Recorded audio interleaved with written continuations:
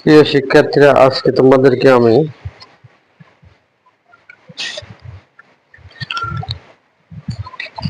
তথ্যপত্র একাদশ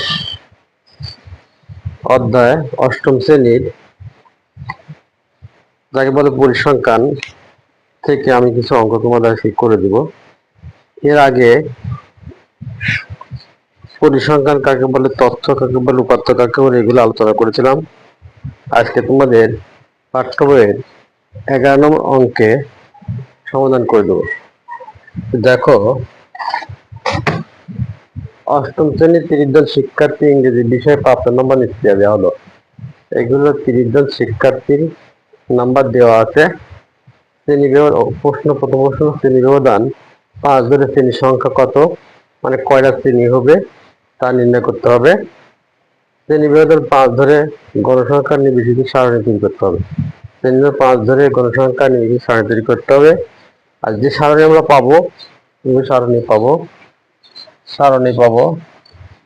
সেই সারণী থেকে আমাদেরও গড় নির্ণয় করতে হবে। আজকে তোমাদের আমি এই 3টা অঙ্ক ধারাবাহিক ভাবে করে দেব। আজকে আমি শ্রেণী ব্যবধান 5 ধরে শ্রেণীর সংখ্যা কতটি হয় এগুলো আমি করে দেব। তাহলে প্রথমে আমি ক নম্বর করব, শ্রেণী ব্যবধান 5 ধরে শ্রেণীর সংখ্যা নির্ণয় করতে হবে।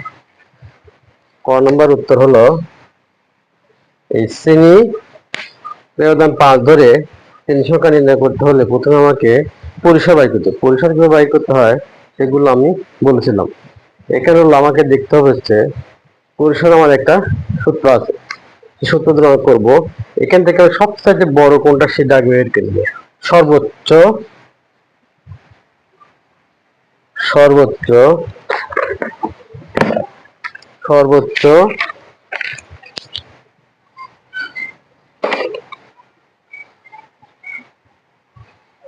সর্বোচ্চ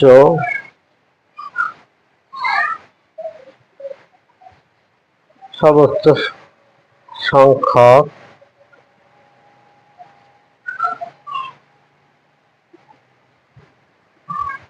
সর্বোচ্চ সংখ্যা হলো কত। আমার দেখো, সর্বোচ্চ সংখ্যা আছে কোনটা, সবচেয়ে বড় 73 আছে।